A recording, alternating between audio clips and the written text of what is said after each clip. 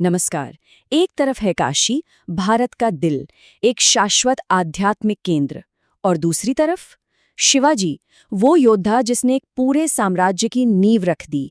अब सवाल ये है कि इन दो बिल्कुल अलग कहानियों में आखिर रिश्ता क्या है? चलिए, आज हम इसी अनोखे कनेक्शन को समझने की कोशिश करते हैं। और ये सवाल ना हमें इतिहास के एक बहुत ही दिलचस्प मोड़ पर ले जाता है।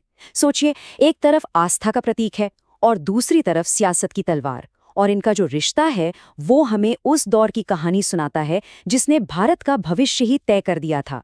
तो चलिए कहानी शुरू करते हैं, और इसकी शुरुआत होती है उस शहर से जिसके बारे में कहते हैं कि वहाँ वक्त भी ठहर जाता है। जी हाँ, हम बात कर रहे हैं काशी की, जिसे दुनिया वाराणसी और बनारस के नाम से भी जानती है। देखिए, काशी सिर्फ इमारतों और गलियों का शहर नहीं है, ये तो एक जीता जागता तीर्थ है। ऐसी मान्यता है कि इसे खुद भगवान शिव ने बसाया था, और आज भी कहते हैं कि वहाँ की हवा में एक अलग ही, एक खास आध्यात्मिक ऊर्जा महसूस होती है। अब काशी का महत्व किसी एक चीज में नहीं है, ये तो कई परतों वाला शहर है। ये ज्ञान और मोक्ष का सबसे बड़ा केंद्र है। यहाँ जो गंगा नदी बहती है ना, वो जन्म से लेकर मौत तक जीवन के हर पहलू की गवाह बनती है। फिर यहाँ के घाटों पर गूंजता संगीत, सदियों पुरानी कलाएं, ये सब मिलकर इसे एक ऐसा मजबूत सांस्कृतिक किला बनाते हैं जो हर दौर में अपनी पहचान बनाए रखता है। ये वो प्रतीक है जो कभी झुका नहीं। लेकिन देखिए, जब कोई प्रतीक इतना अटल हो तो वो हमेशा बाहरी शक्तियों की नजरों में खटकता है। काशी का इतिहास सिर्फ शांति का नहीं रहा है, बल्कि बदलते साम्राज्यों की छाया का भी गवाह रहा है। और जानते हैं, इसी उथल-पुथल भरे दौर में हमारी कहानी के दूसरे हीरो की एंट्री होने वाली थी। काशी ने मौर्य साम्राज्य से लेकर मुगलों तक न जाने कितने ही युगों को आते जाते देखा।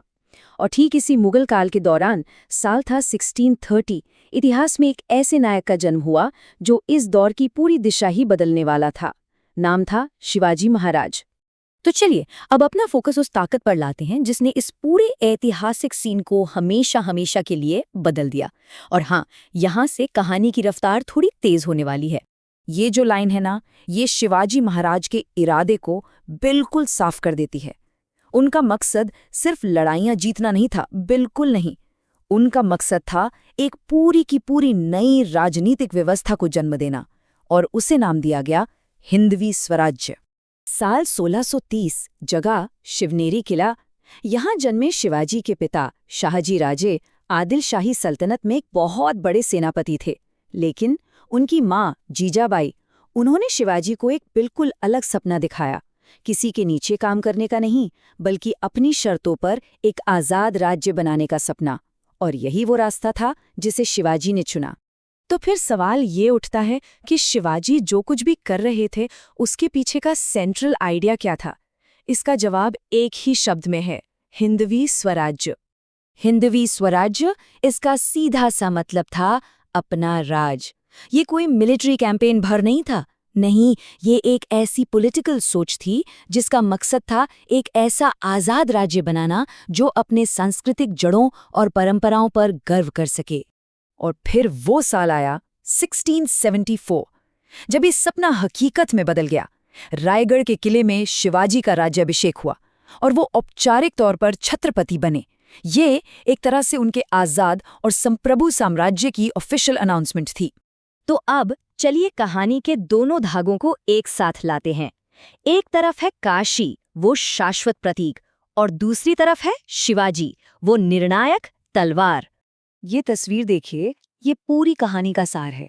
एक तरफ है काशी, जो हमारे कल्चरल कंटिन्यूटी का सिंबल है, मतलब जो साम्राज्यों के आने जाने से भी नहीं बदलता। और दूसरी तरफ है शिवाजी, जो उस पॉलिटिकल विल पावर का प्रतीक है जिसने इसी कल्चर को बचाने के लिए एक ढाल तैयार की। सच तो ये है कि एक के बिना दूसरा अधूरा था। प्रतीक को बचाने के लिए तलवार की जरूरत थी, और उस तलवार को लड़ने की प्रेरणा उसी प्रतीक से मिलती थी। और आखिर में बस यही एक सवाल रह जाता है, ये कहानी सिर्फ काशी और शिवाजी की नहीं है, ये तो हर राष्ट्र की कहानी है कि कैसे कुछ अटल प्रतीक और कुछ मजबूत फैसले, ये दोनों मिलकर किसी भी देश की पहचान और उसका भविष्य बनाते हैं। सच में, प्रतीक और तलवार का यही संगम तो है जो इतिहास की दिशा तय करता है।